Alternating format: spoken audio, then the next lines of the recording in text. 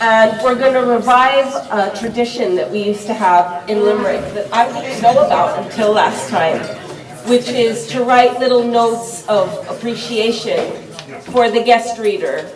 So Sheila is holding our poster, and we're going to pass it around with a pen if you'd like to scribble a little note for Greg. And other than that, I have no special announcements, except that on Saturday, the book is for sale, as I said, in the back. Marion will be happy to help you with that. And on Saturday, we have a poetry workshop with Sheila, and she'll tell you more about it soon. So, no more from me. We're going to transition to the open mic. If each poet can keep their reading to 2.5 minutes, that would be great, because we have 23 people reading tonight, which is very exciting. So, John Burke, would you like to come up and read? And then after John will be Cora. 2.5 minutes, is it? Oh, right. I'll have to revise. But I was going to do about two or three poems inspired by music. It strikes me very often that we go off and we buy music and we download it or wherever. I mean, it's our choice. But sometimes in life, music can come along and just grab us, and we've no choice in the matter. It has a bearing on us. I mean, you say, frankly, how did that happen? Where did that come from? And it may not be anything at all that you would normally listen to. And this poem, it's called Dancing Queen.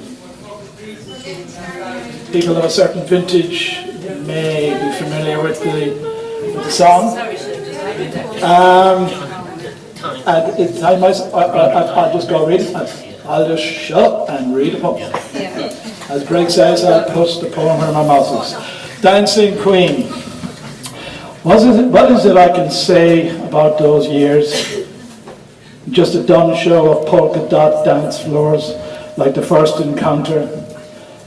Baby crow's feet by your eyes, the hook of dropped lower lip, the head tilt as your finger ringed the glass, amusement mixed with curiosity at my cool, unexpected bravura, or nonplussed acceptance of macho form.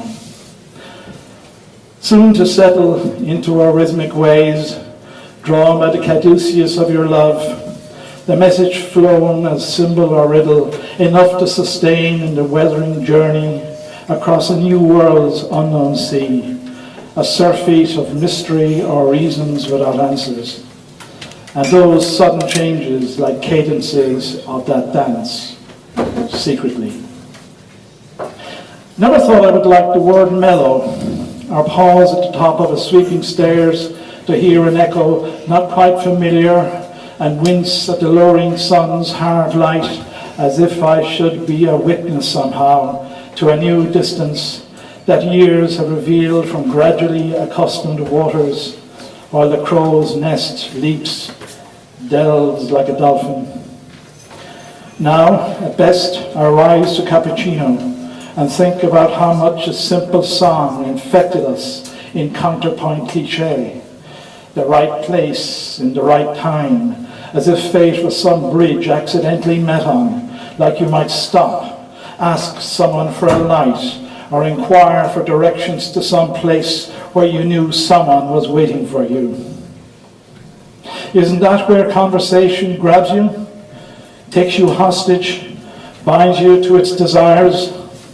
It's as if you have suddenly fallen into a curve that you only survive in by holding a hand, free-falling yet still somehow rising, like that tightening grip on breath that years have not yet overcome, as Dancing Queen played on, and we danced slow. Thank you very much.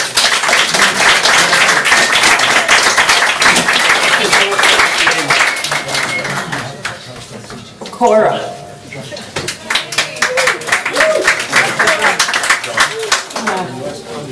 Hi.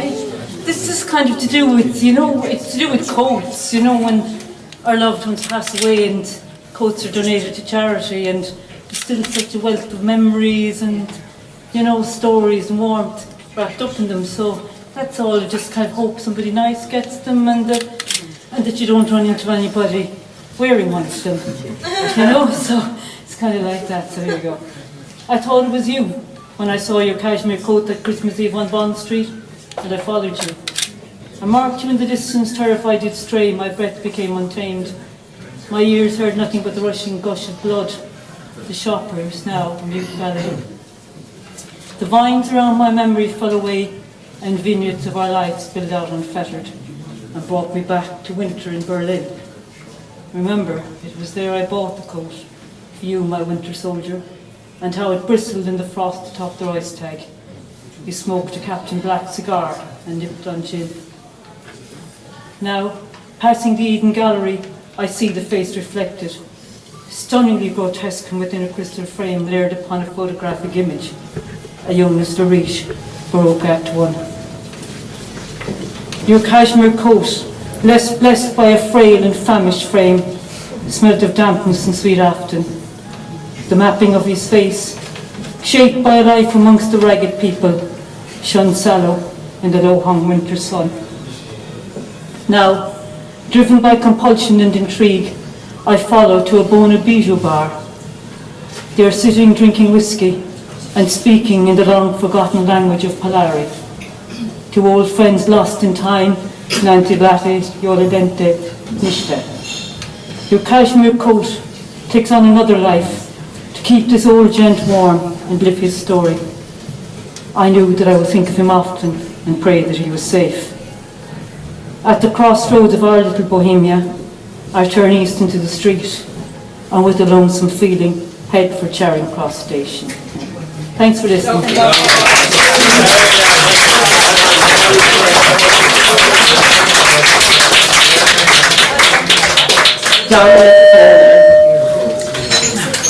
Followed by Bob Shake Shack. Thanks, Laura.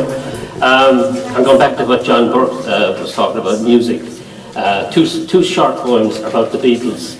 And there's always seems to be a Beatle anniversary sometime these days. Hey Jude was 50th last week. 60 years since they played live in Dublin, I think next month.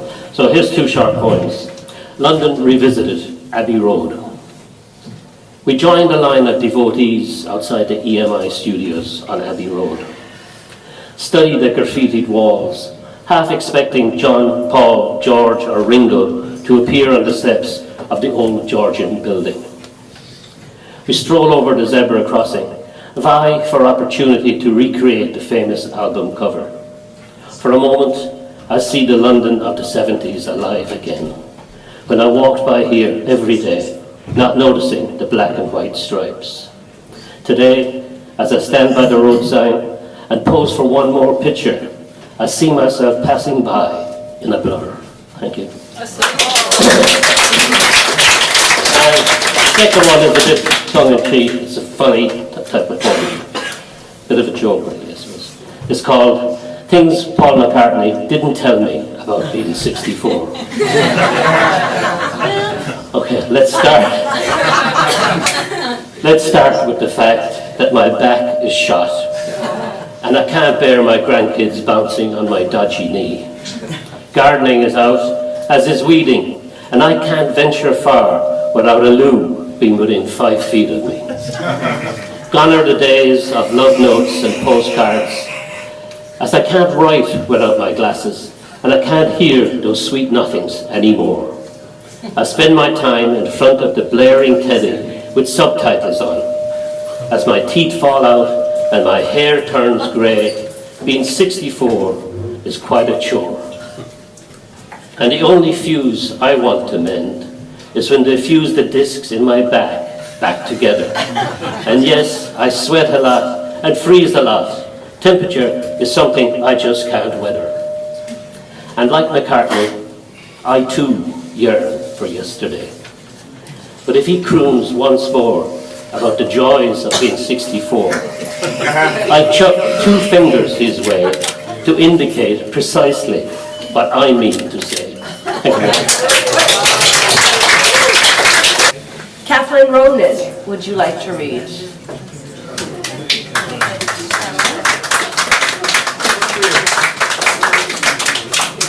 And she'll be followed by another live square poet, Pat O'Connor. Thank you, Dora.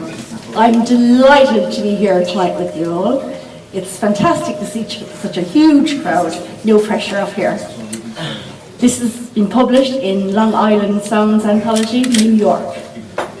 It's called Black Eagle. We gallop as one over yesterday's land, nostrils flaring, riding tailwinds, grass and dirt rising, but no blood today. Take me bareback into ancient ritual, unbridled mystic of the wild, thrashing in roaring dark seas, crossing fast and furious white water. Straddle, black eagle, climb out of that ravenous place we once called ours. I hear you, whisperer, speaking to my saddened soul. I see you, witch, gasping in all your purple glory. Tell me, what news of home? Sing to me of tomorrow.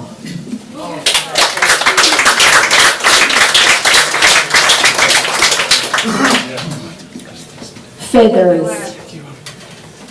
In the market bar, you fill my forehead with tarring, shaving, exorcism sticking to the roof of your mouth, spitting stories of St. Kevin's. God, you are exciting. Sweeney turned mad after war stamped his eye, strayed in nakedness before trees embraced him. I eagle you again, cup your warm swallow's laugh. Trust this crow eye, I will feather you home.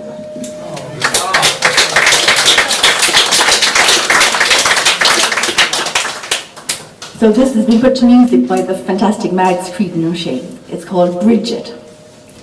Cupped flame of sunbeams and snow, cosmic power of renewal, oak sap rises to kiss your fingers, spring tides bathe your feet. Your sketched moon, fractured sun, first flower of spring in a druid's fist. Born between two thresholds, you hold the hands of all labourers. Our Mary of the Gale, we tie magic ribbons and rags to your holy wish trees, sing songs over ancient rivers. Protector of poets, smiths, healers, we kneel before your mantle of stars. Bridget, carried from Iona to Bethlehem, you inhale the dark, exhale the light. Thank you.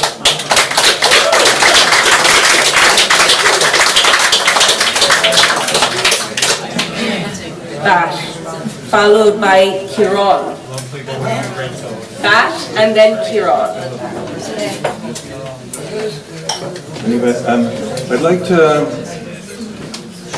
to dedicate these pieces to Catherine, who just read, who came all the way from Bandon, and she brought one of the best performing artists in Ireland with her, John Kinney. Give me a big round of applause.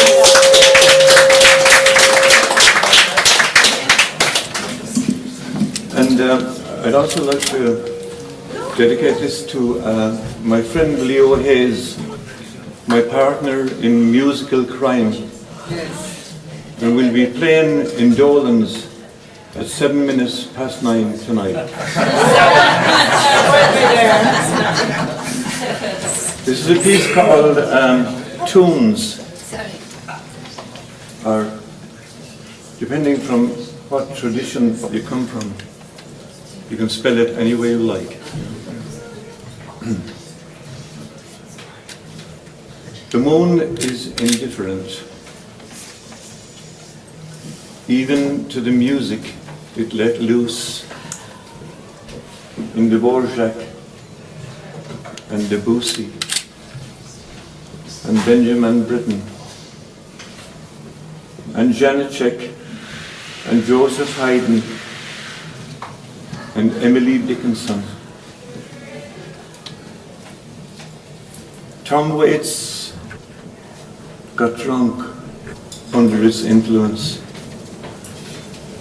In Mayo, anyone who was gifted with a soprano voice and a love of her locality paid tribute to it.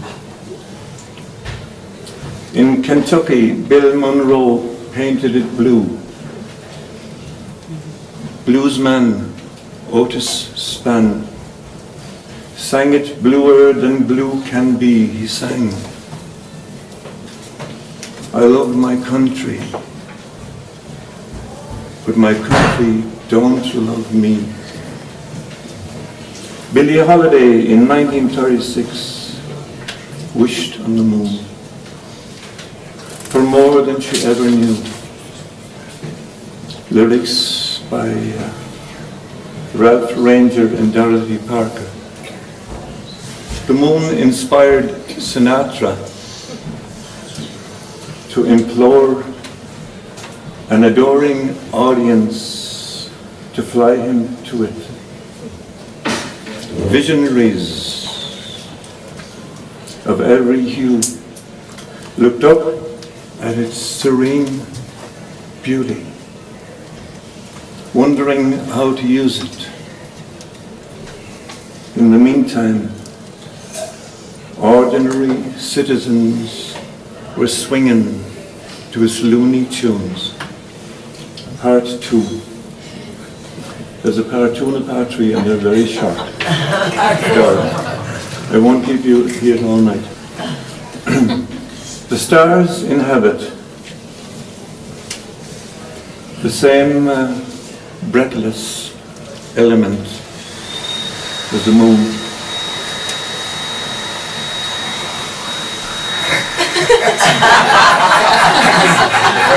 Is that a starship out there? It's nice. Is there somebody, there must be somebody out there. Let's start again. Sorry. Pardon me for that. The stars inhabit the same breathless element as the moon. The moon, in the jazz meaning of the word, looks cooler, like the dress suits it. The moon has the confidence of a regular visitor who knows where to sit. The stars, on the other hand, always look as if they are blinking in the headlights. The music of the spheres. One can hear the music of the spheres, day or night, it is said. Beethoven, who was deaf, heard it and wrote it down as if he were writing letters to all mankind. P.S. Mathematics made his tunes visible to the naked eye. God bless you.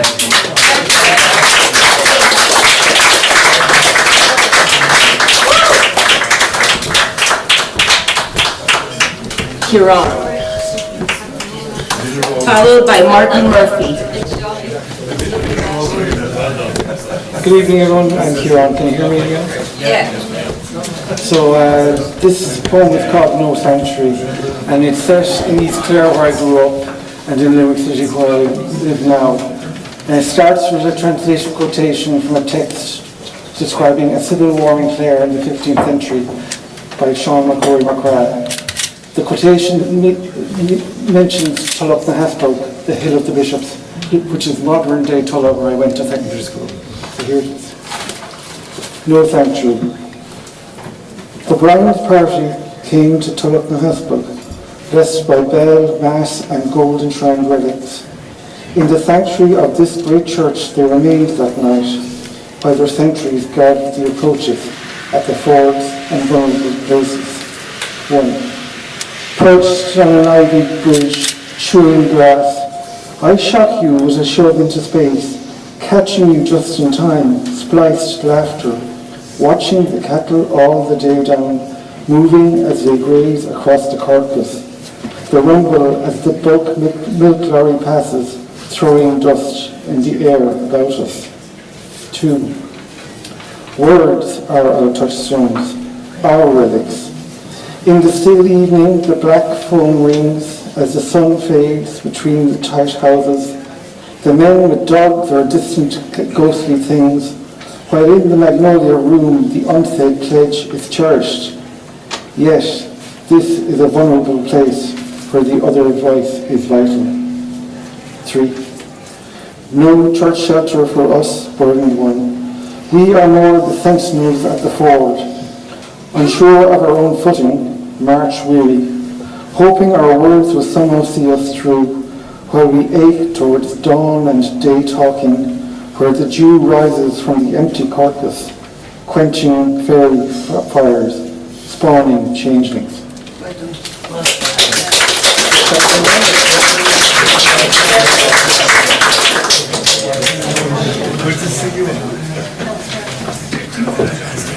Thanks very much. Ross. After Martin, Ross McDonald.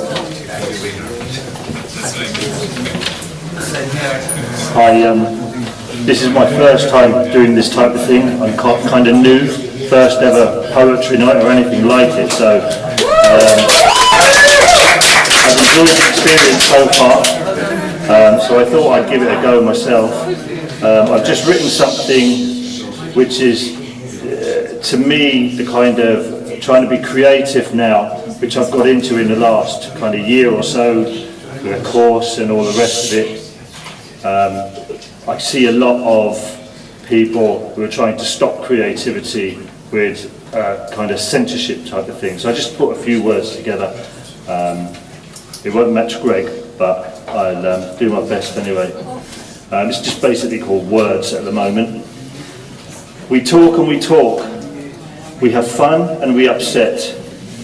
They're not only words, but they are only words. With our times changing fast, our language is heard. Not only heard, but deeply scrutinised. Free speech we have savoured, but the mist of censorship envelops. Be careful now, for fear has prevailed. We can't say what we think. We cover our mouths just in case the finger is pointed at us. We are vilified for having a different opinion, though we know we mean no harm. Let's talk to our enemy, find out what they're about, to discuss, to argue, to shout, to agree. Isn't that what we're about? Talk to each other. We don't need to agree, but we can still have respect. We can all live together. If we all thought the same, we may not speak at all. We have to open up. All our opinions are valid, like it or not.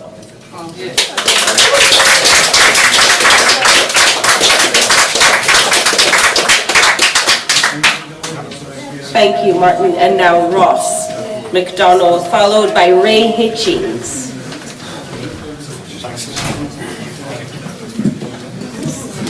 My poem is called City Break. They're advertising everywhere, special offer, low-cost fare. Fly Aer Lingus, fly Ryanair, have yourself a city break. Easy peasy, book online, Luxembourg or Liechtenstein. Flight departs at 9:30. I'm going on a city break. At the duty free, I got a third off, landed at an airport I never heard of, to a language I didn't understand a word of. Big mistake, this city break. The hotel smelled of formaldehyde. It was a popular place to commit suicide. A fact overlooked in the Lonely Planet guide that I bought just for my city break. I got ripped off the same as you did. You get what you pay for, I've concluded. Can you tell me, is breakfast included? what a shitty city break. I had lunch in the market square. The food was cheap if you're a millionaire. No free table, had to share. The waiter looked like Fred Astaire. Said his name was Jean-Pierre. There must be a Burger King somewhere on this fucking city break. From the top of the hop-on, hop-off bus, I could see the locals laughing at us. They give you a discount if you're 60 plus. Seniors rates on city breaks. I did the tour, but I'm none the wiser. Left reviews on TripAdvisor. Bought sunscreen and moisturizer. It's hot here on this city break. There's tension in the atmosphere. Football fans spreading fear. Police dressed in riot gear. Stags and hens guzzling beer. What the hell am I doing here? All I want's a souvenir to take home from my city break. Art galleries and museums. There's fuck all else to do, it seems. I'd love a cup of tea and some custard creams. You can't get them on your city break. But you can get mugged in Malmo by a man called Lars. Get date, rape, drugs while drinking in bars. Get mowed down in the street by terrorists in cars. Have yourself a city break. I hate Munich, I hate Rome. Can't stand Krakow or Cologne. All I ever do is moan. I prefer to stay at home. Gives me time to write this poem about city breaks.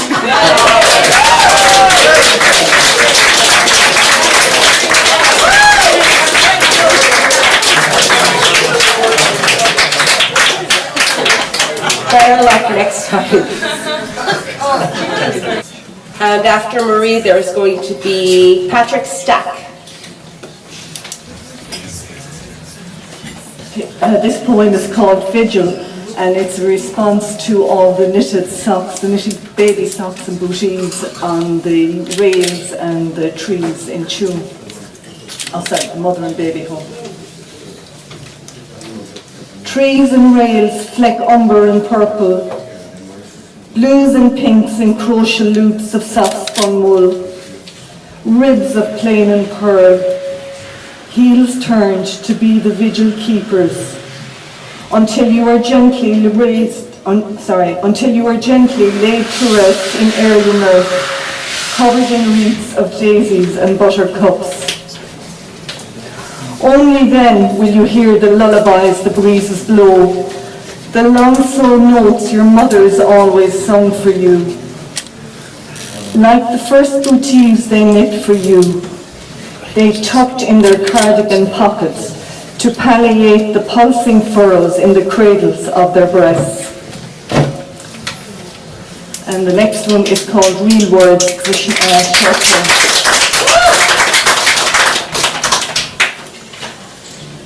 He sits at an acute angle on the edge of the chair, hands above his knees as if it's all happening under the linoleum.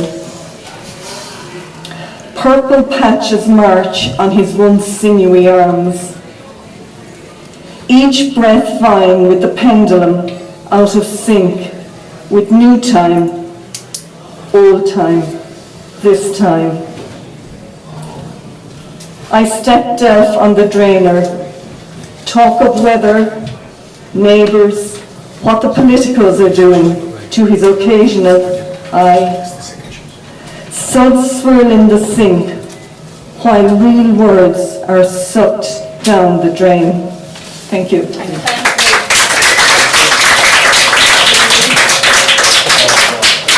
Thanks, Marie. Patrick Stack, followed by Donal O'Connell. Hi everyone, this is brilliant that the White House is back after all these years.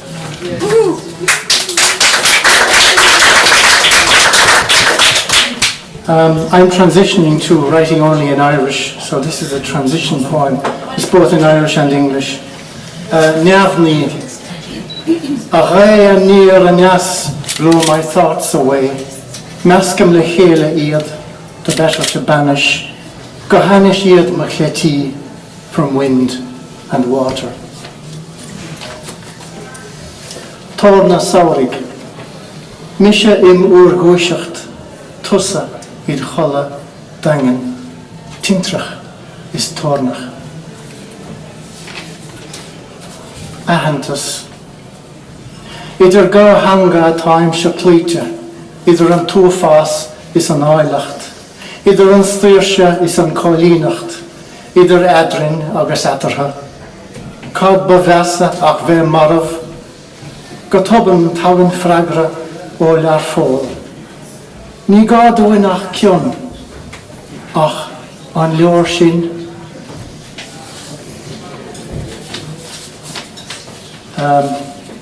This is for my sister's son, who is their only son. They were trying for years to beget him, and they finally succeeded. So his name is Ferdia Erdia. Cosnocht im ring Lloyd, de chonica has ho, cref querhin, vid a lava gut, ag bun schlief an aller. On tober dawin diever, de hanig aundit, echt echste shach, mar is atá gach bheoch. Is de sprig refuer dara. God agus snavel ich fies goed, is tuskent na schacht djangacha. Go neenter alles na slietit, is ailacht na gneefwechte. Le kjovrat vijver de chossent, o gach nie olkoch na hocht naarte. Gedorsje toe deinacht na drie schraaf. Ramahabir.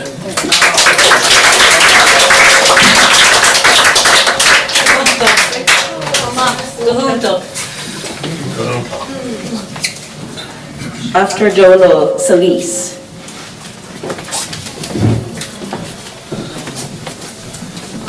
Thank you all. It's lovely to see such a gathering, and seeing the week that's in it, I said, well, we'd better give it some kill or lose, loss, heaven's gain. Now, should there be a scrum in the spirit world, a scrum that is pushing for freedom and justice, well, an indispensable body has just arrived in your midst. Anthony Foley. Axel is back among the monster spirits, undaunted. The rainbow over Thomond Park now has an extra flicker of red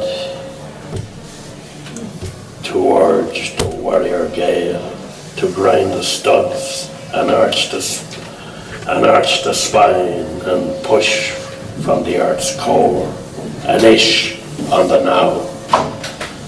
Those crocodile unblinking pupils shine undamaged.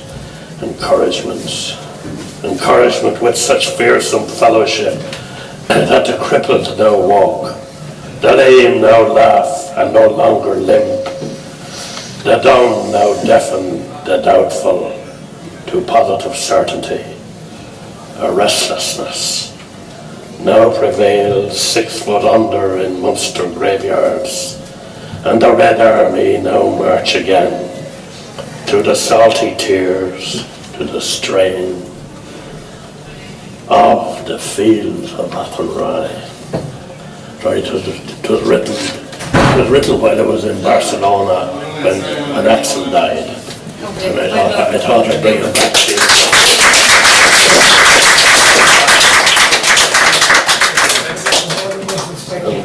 Belated identification. Seen it were in France. A young man with a bullhorn is declaring his objections regarding new and current government pension policies. Sorry, to an assembled crowd in Place Messina in centre city Nice. The mixed, aged and colour gathering among his sentiments, his utterances and his rhetoric. Sorry about the light. Can I turn it like this a little bit so we might get more light? Thank you. The mixed, aged and colour gathering applaud his sentiments, his utterance and his rhetoric, while red banners are unfurled and sung and slogans of freedom are audibly brandished and delivered in deliberate dignity, in determined certitude of forthcoming action, while meanwhile nearby the strollers stroll, the cyclist cycle, while a little boy has his young athletic father right in the palm of his hand.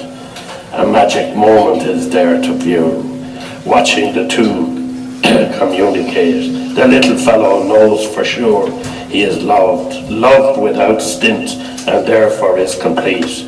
The young father is totally bedazzled and befuddled by this being he has brought about, and has leashed himself to impassive submission for the next 2 decades at the very least. His own dreams and ambitions step down a notch, and somehow are subconsciously placed on the little fellow's shoulders to be enjoyed at some future date with accolades from an adoring father. Confusion will reign when the little lad will shift his loyalty to love and possess his mother. He will ape and cape the old bull, and all those restless nights of anguish, worry and delusion.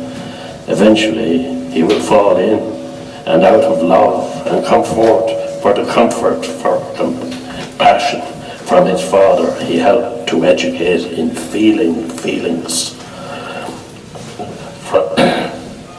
The young father pauses now and then while they play to tune to the bullhorn rhetoric, and then he hoists the son on his shoulders and they both cheer, "Vive la liberté!" Yes.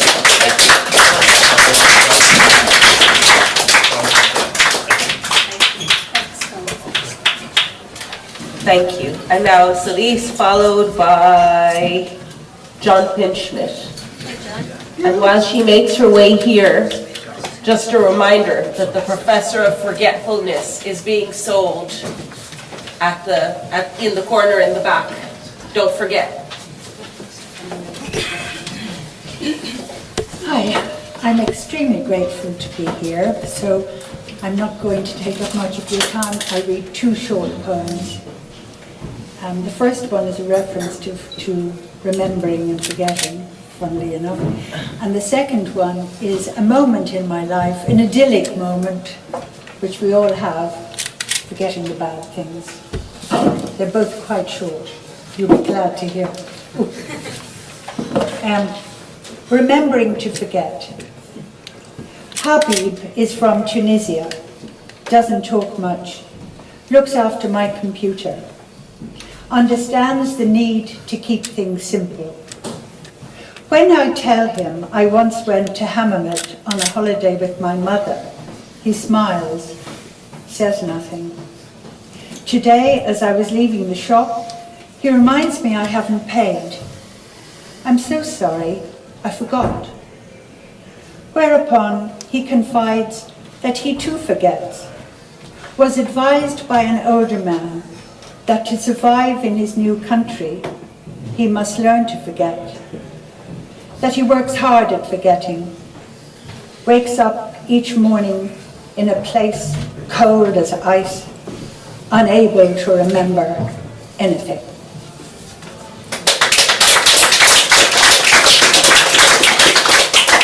Actually, I brought the wrong poem, but it doesn't matter.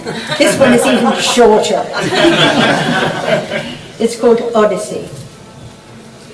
Gently shabby, as it was in those days, clouds spread like ball gowns over the uncertain blue.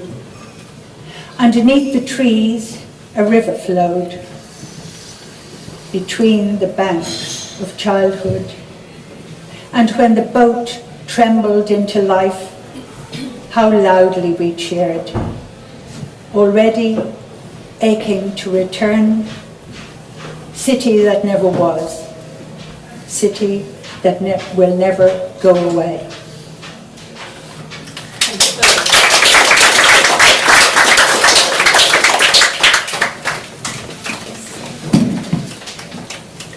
Jonathan Schmidt, followed by Maeve.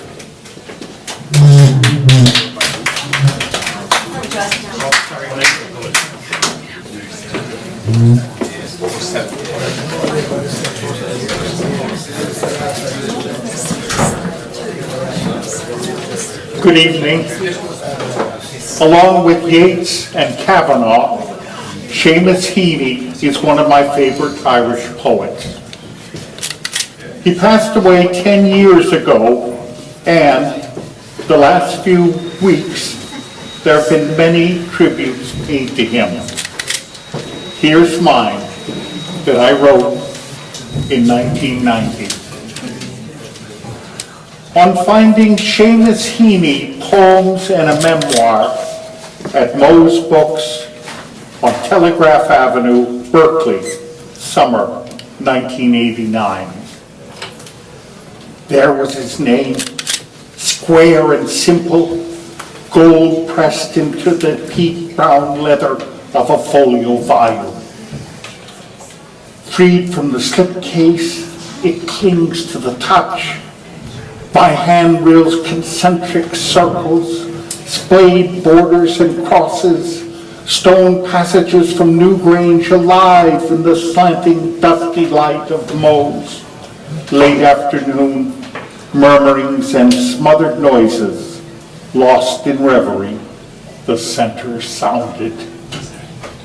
Opening now, irregular edges of dawn, rich cream fields leisurely surrounded, tight tracks of print, erupting bog faces, turf cuttings, ruts, fogs, the slap field sump, chatter and squelch of rural Ireland. A water stain spreading the upper corners of the early 60s uncollected poems cut the dollar value from 120 to 40. As if a little damp could hurt this word hoard that sings of bog holes, wind-frayed, ropes of passage, water, and the monk shelf, the monkfish seas of the great skeleton, the watermark of baptism, confirmation of more worth. Himself has signed it at the end. He touched this book that I now touch. Over the smaller, confident hand of Thomas Flanagan, who so intimidated me just a half a mile away in 1969. I had sought his Irish name as I studied independently Synge, Kavanagh, and Yeats, mostly to fathom the world of a clear-eyed girl from a stone farmhouse near Lough Gur. Met hitchhiking in Europe the previous summer, my bride the next. Flanagan's introduction, like his begrudged grade, a vindication of worth. The living poet I most admire.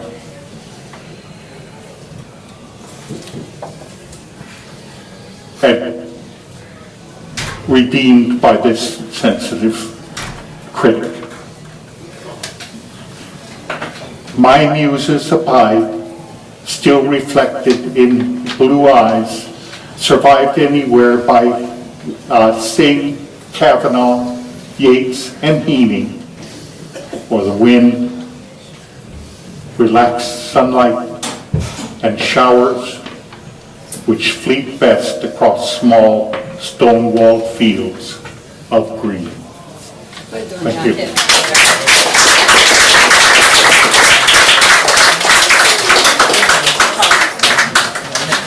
Maeve, followed by Tom Maloney.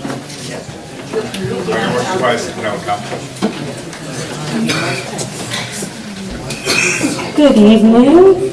I'm gonna stay away. I don't want to be too close to this thing. It seems like there's feedback. Yeah, it's nice to be here. This is the birthplace of my grandparents. So yes, I am the cliche American finding my roots. No, but I feel great to be here. I've been living in Romania for the last 3 years before this, so it's very nice to be back in Ireland. Everybody is asking me how I'm doing, and I forgot that they do that, and I swear for the first 3 days I just wanted to cry and really tell them how I'm doing. But then I realized like it's just, a common saying. No. Anyway, yeah, it's really nice to be here. So I'll read a poem that I finished writing today, but a poem is probably never really finished, so yeah, it's about bees. The smog on the highway is thick from the massive fires that are spreading. Inside of an 18-wheeler truck, a future queen bee yawns. The place is filled with 20 million of her brothers and sisters, panicking, unsure where they are going next. Finally, she arrives, one of the only queens to survive. She must be important. She eats jelly, she lounges, she sings to the worker bees. She goes out, finds love, and they make more honey. 1 tablespoon, 1 lifetime will be made by a single bee. With honor, with diligence, with proficiency, she will fly past cars and cats and kids swatting, loop through fields and traffic and roadkill rotting, bring it back to the hive where the men will eat and wait to mate, peace again, they've accepted their fate, their truck delivered their queen, and they can sleep. Astir, the beekeeper puts his hands through the hive, takes the honey of 1,000 worker bees, replaces it with strange elixirs to calm them, if only temporarily. Enough. The queen will leave the hive, realizing the job wasn't all it was cracked up to be, with no plans to return to the greedy mouths of humanity. She'll find a new lover who will show her flowers untouched by drought and pesticides, the color scheme of each plant suiting her eyes, ultraviolet greens and blues. For a while, she will forget about her colony left behind. The two of them will finally commemorate their time together, and his belly, which held all his laughs, will rip in half, and he will die. She will have all the eggs needed to return home. But if the weather doesn't change as it did for her great-grandmothers, she will not be able to bring new life, which is why she considers never coming back.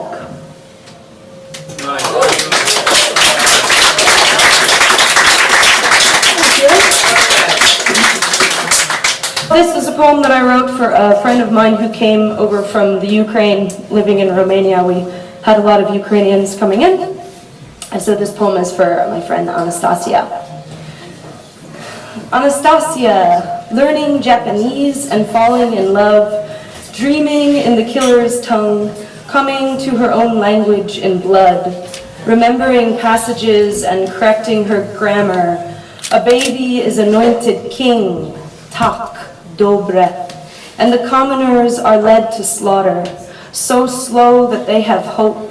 Her eyeliner the thickest black, her lover lies across the bed, which is now across the ocean, and they practice their native tongues together. Sirens sounding in spring, Odessa architecture aches anxious, cathedrals crumble, built for somebody before her. Shit, they didn't even manage to stop hating queers yet. Forgive it anyway, the heartache of things being taken before they ever even have a chance to truly form. The Japanese language was never written down. It was borrowed by the characters of Chinese and made do. Anastasia, to form her own story while crashing on a couch, to live in her own land and not be allowed, to unlearn a forced tongue, having to share the same vows with a man who vows to kill her. Anastasia, to love another woman and call it friendship, to fall asleep under a rose bush in Canada and dream the deepest of dreams in Ukrainian, the language sticking like moths to the fields of wheat that are now burning while she sleeps. This is how we protect ourselves in the 21st century. When language becomes a weapon, let us codify the rules of war. Queer them with blue and yellow pastels, whisper secrets into seashells off the coast of strange new places, a quiet insurrection. Stir the pot of your grandmother's blood-red borscht, spit over your shoulder 3 times, and remember why they named you Anastasia, meaning resurrection.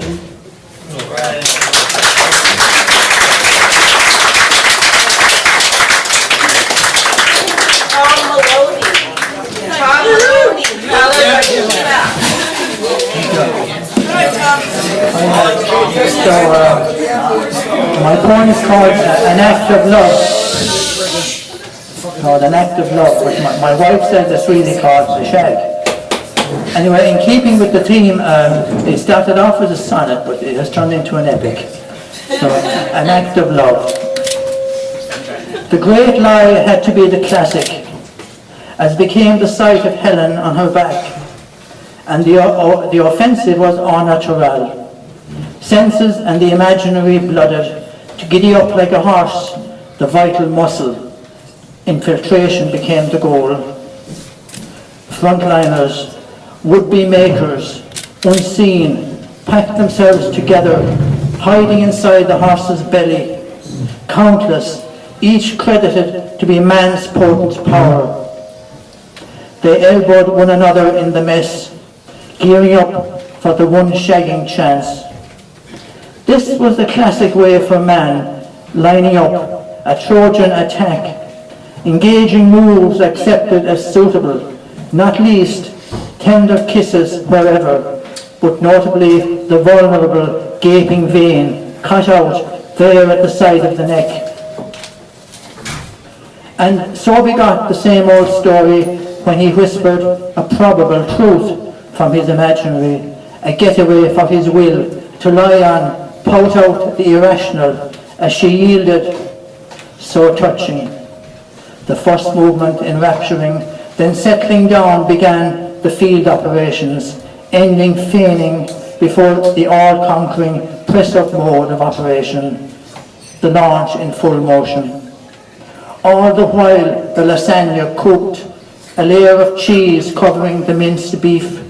When he wound her up, she confided how she preferred to use her own sauce. Not yet though. Soon he'd help her with the salad, but only after she'd put in the baguette herself, when adding virgin oil or garlic butter. Such a thought proved a distraction. So he held off before coming on with his neuter explanation of love to God, the maker of us all, and who, like Plato's demiurge, remained out of sight, just as the population of Triers burst out of the horse's mouth. Hearing the oven go off downstairs, she screamed, "The lasagna, well shag it, anyway! Quick, quick, quick! Fuck!"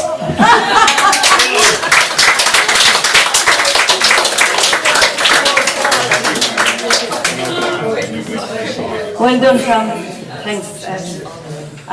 Yes, I'll be facilitating a workshop in the People's Museum on Saturday, the 9th. If anyone is interested, there's still a few places left, I'd say. What time, Sheila? At 11 o'clock, 11 to 2.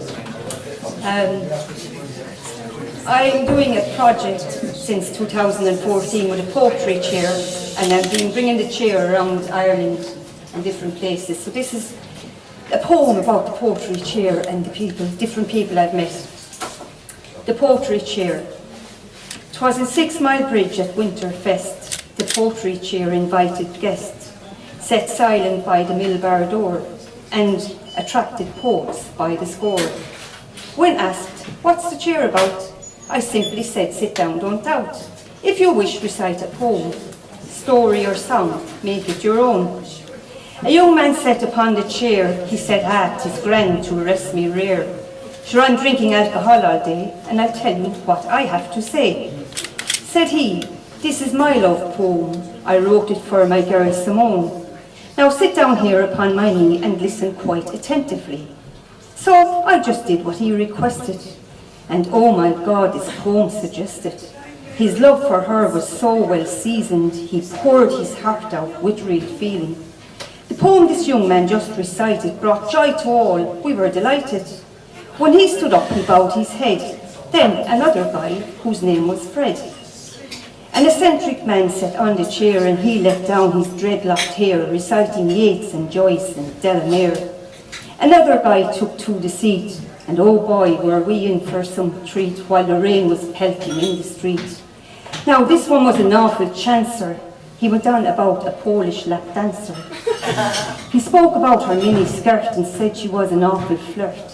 He said he loved her fishnet tights and how he kept him up all night. Now this young man, I have to say, he was quite handsome, flamboyant and gay. Then an old man from the travelling clan told me that his name was Dan. His beard was grey, he wore long hair, and he was guzzling back the beer as he sank into the poetry chair. He said, "Shan, come here. Honestly, I am not fooling. Sure, I never had no schooling. I can't even read nor write. I'm handy at the old fist fight. But if there is one thing I learned at home, 'tis how to tell a decent poem." Now this was a poet who had a notion. His poems were strong, full of emotion. Traveller Dan was a kind old soul, and never heard his likes before. How he told stories of folklore. And when he started at the gammon, the boors and fiends he gave some slagging. He said, "Okay, I am a rapper, and I am also a tapper. Now, if you want to hear some more, just leave your euros on the floor." This old fella was gas out. They were all buying him pints of stout. And when he started at the gammon, the boors and fiends he gave some slagging. He told a story about his mother and how she often fooled the buffer. Then took us to the Ballinasloe Horse Fair, where he purchased his first piebald mare. And also met this young one there with lovely legs and brunette hair. He said, I think her name was Mary Ann, and that they slept in the back of his high-ace van. He boasted about his brother Mick, the master of the three-card trick, the way he earns his gammy grade and is well known to the shade.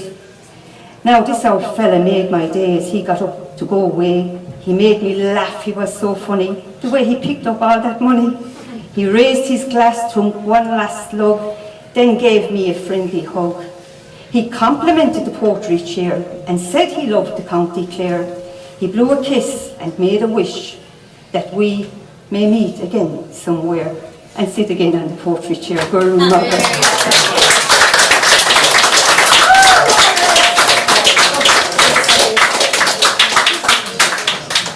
Thank you, Sheila. Marion and then Tomas.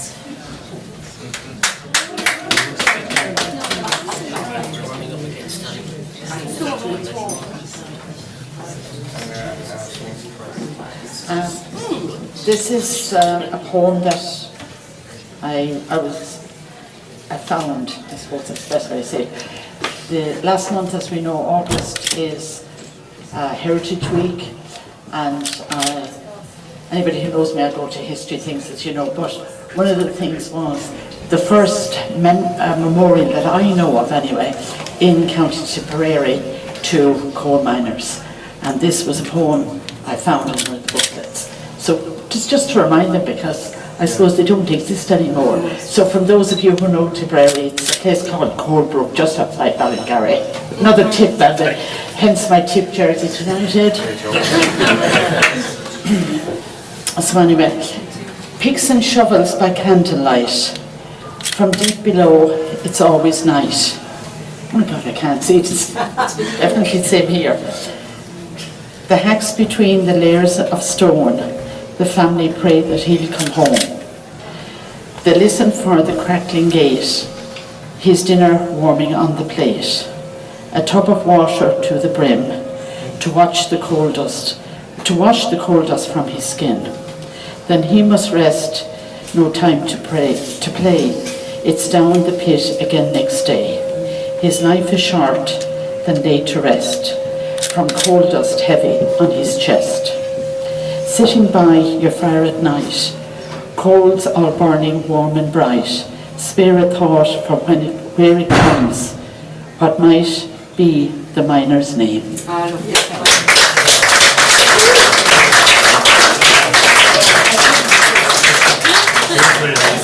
Come on.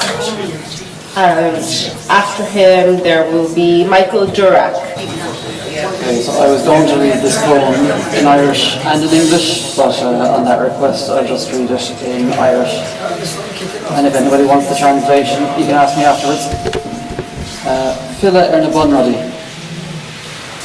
Ihe look way for Casey na ta go down the Laura Vianner. Agus Durka agree stirma. Agus tá na lochá isce an bark treéis balú cohard sin is go bhfuil cumad linne artha. Nu dúch ag lunrú faoin na tilsáilse. Agus tá sé Jackar grind duch sa áil nuacha mar sa láib súrach. Agus fearan go far éignach go rais ar yes, gachlí haráid a kictar go train ar clay. Nu géiríonn a luas agus téan a bhadró ard ar láva á lusca agus cín bháite ag an bharthan. Agus tuigeann tú go rómha go neirfar go lua seán is é a ara, an seo a bhúltar créimhacha. Na clichés ar fad, románsíocht, bráthragus, inspraga agus ag an am céine, rud éigean chun ar nara a tharraingt an cuinílacha ó fásacha seo, chun ar deachta níor is ar an young bháilteach chruthú, chun an fáitias is an agla bhearánach seo a flúcha, chun muid ar fad a threisiú, chun gachtaine a olbha.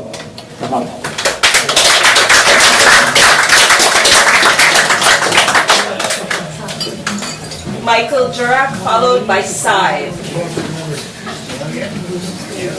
Hello, my poem is for Dominic and all the guitar players in the audience. It's called Guitar.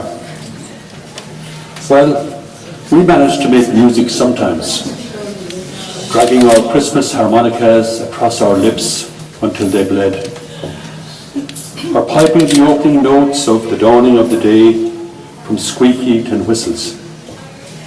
And we envied the gifted ones whose hands could twiddle the buttons of a gaudy accordion to make it play the Rose Garden Moor.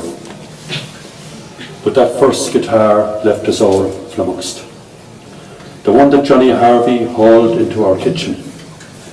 We lifted it, cradled it,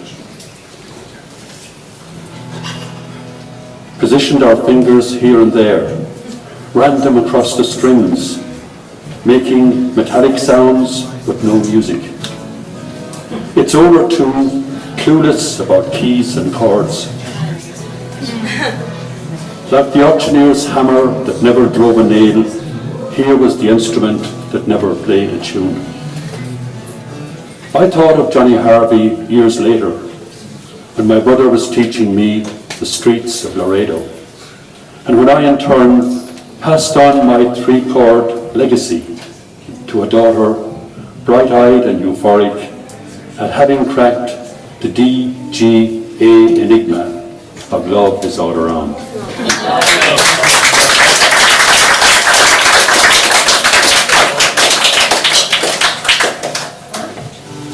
Scythe, and after Scythe, Lewis Mulcahy. Hello, I'm Scythe. I went through a phase of being obsessed with 80s movies like Ferris Bueller's Day Off, Breakfast Club, all that jazz, so this is loosely inspired by that. It's called If They Were Easy, They'd Call Them Something Else. John Hughes has set up a writing workshop between my ears and is adapting my thoughts into 80s romance movies. A late night drunk text turns to throwing stones at my window, Romeo and 16 Candles. A throwaway comment snowballs into declarations of love. An accidental brush of bodies feels like a hand interlaced in mine. A wandering thought into blue romance. The song in my head is being played by a guy standing outside my house holding a boombox above his head.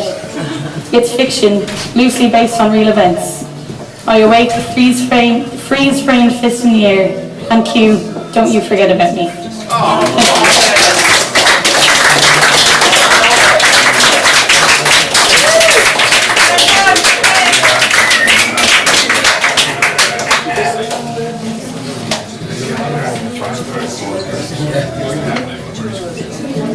And just to prepare you, Noel King is next. Noel King.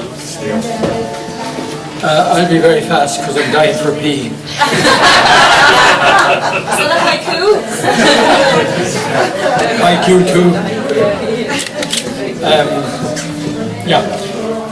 Put the door of the Quailoide. There's a name over our door, meaningless to most who pass. On our arrival 50 years ago now, on our arrival 50 years ago, men who shouted dogs to round up hillside sheep could say who held each field 100 years before, could tell their stories, sing their songs, relate their joys, tragedies, and occasional good fortune, name their food, clothes, shoes, or longings, their drownings. They told who married in, who married out, who stayed and hungered, who surviving steerage reached England or America to prosper or get lost in the attempt. They could trace the name and story of every field for miles, how it was created, drained and tilled. They knew the poets and fiddlers, knew who built Nevoga, best man to tell the weather, the one to twist the Sugon rope. Those who had the cures, good masons for dry walls. On Quailode, and I should have said at the beginning that on Quailode can mean narrow sod or narrow acre, and it's after that our pottery is called Put the door of Quailode. On Quailode, narrow acre, narrow sod, memories conflict. One of 4 adjoining fields known for soil and tuber, generations having hauled and spread baskets full of storm-ground sand with rotted straw and rich cow dung from the settlement at Clogher near its strand. Traditions change, on Quailode, not yet quite gone.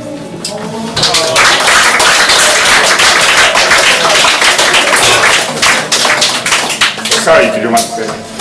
You'll miss me now while you're going for your pee. No, this is Poetry Stars Book Review, and if you saw the Pat Inglesby documentary the other evening, it's in this as well. It's called Joining the Herd. We washed our Wellingtons under an outside tap, turning our feet to the left, to the right, watching the flow take away the dung, careful not to let the water wet our socks. I only watched you once and I knew what to do. Earlier, we brought the cows in for milking, tied their bucking hind legs together and placing the bucket between our knees, milked. You let the child me milk, the more placid of the herd. I only watched you once and I knew what to do. Peeping through the crack in the partition wall, I saw for the first time the weight of a man on top of a milkmaid. I only watched you once and I knew what to do. When your wife, my aunt, didn't have your dinner ready after coming home from a Munster football final, you punched her ribs, smacked her across the head. I only watched you once and I knew what to do.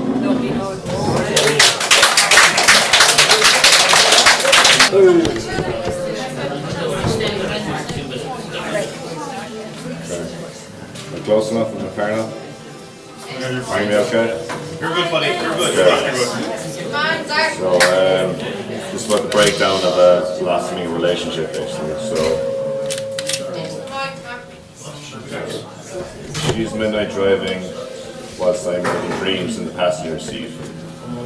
See street lamps awash, skipping across my eyelids. It's that tunnel-like sound, whooshing, passed by a head at rest when homeward bound, as she sits unmoved, statuesque, heartbreaking. The windscreen is drowned, clotted with different blurbs of rainwater, still it somehow permits the passage of a blurred, distant red light. I stir as she steers us right around another bend then, no indication as to where when there is no one else about. Approaching, she shifts the car back a second to slow down, in time to make ground without stopping. Some of the lights changed. I knew nothing. She parked somewhere pretty, by divine skyline, and I am enamored with the stars.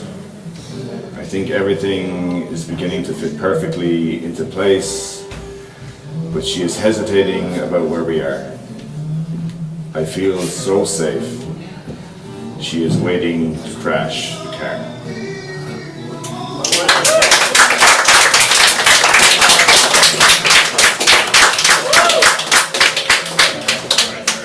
And last but not least, if he's still here, Edward Dwyer.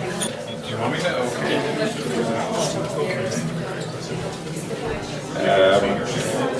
I've been asked to mention a book launch. It's the 25th of this month.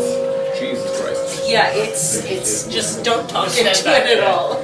The 25th of this month will be the launch of my second collection of short stories at Strand Hotel at 7:30. Everybody's welcome.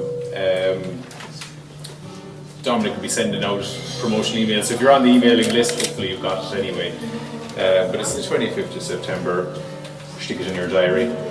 So if it's okay, I'll go back to my first collection of stories. They're microfictions, so they're a bit like poems, just without the enjambment, really. And Jesus, that feedback is giving me a headache.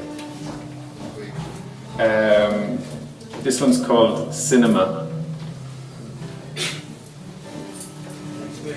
I met a real beauty of a girl, and she agreed to go out with me. I took her to the cinema because it takes the pressure off, and then later, over a drink or two, you at least have the movie to talk about. During the film, I slid my hand over onto a knee and gave it a small squeeze, as you do. Soon she was grabbing my face and kissing me senseless. We kissed for the entirety of the movie until the lights came on and it was time to leave. Just how long a film was that, I wondered. I was looking at my date and she had aged terribly during it. She could easily have passed for mid-80s now. She was looking at me and smiling, her lipstick smudged all over her face. Then I remembered the beauty I had come in with had been sitting on the other side of me.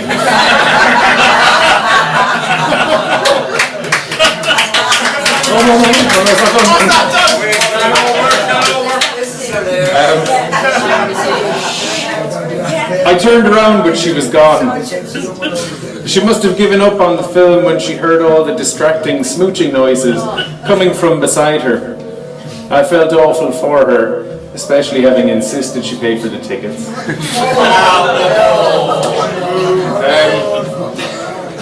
Do you want one more? They're very quick.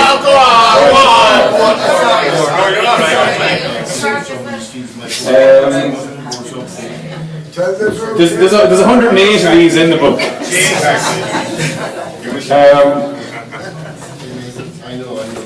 Any kind of any masochists in the house? Noel King? No. We all are secretly. Yeah, exactly. There you go. There you go. There you go. Nervous shifting. I see all the nervous shifting. This one's called Hurt. My husband came clean about having slept with another woman.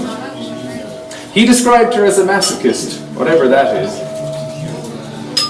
He said he was not giving up on our marriage, however. I just need more from you, he said. I really do think we have a future still.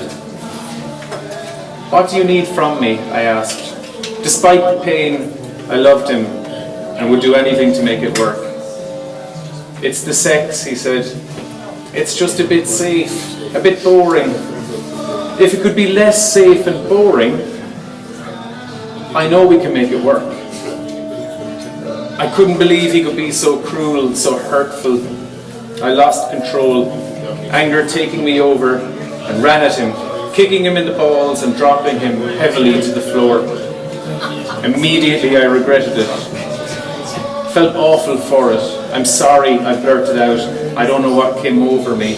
No, he said, writhing around, holding himself. Don't be sorry.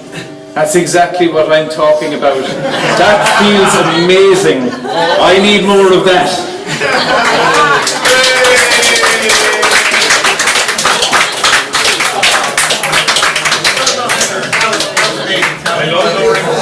Thank you all.